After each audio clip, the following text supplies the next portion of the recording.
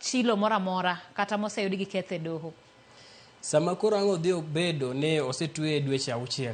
Mokwongo koro kopo no apply gi miluongo ni certificate of good conduct mi apply gi jokwach kich ok odhi yude, to kata koyude to dhi nyiso kacha ni en gi dweche 6 ma oseserve.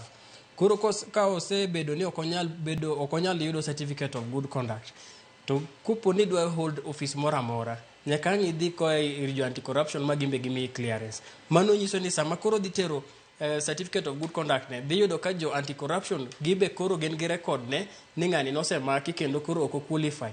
Manyiso ni gibe ok gidhi miye clearance. To koro kokiyudo clearance kata ni ter document ni kanye, to idhi yudo ka documents ni oboke ni midhi tero kacha in mana gi certificates magi, lakini mar DCI madwarore ionge godo, to gi mar anti corruption bende madwarore ionge godo.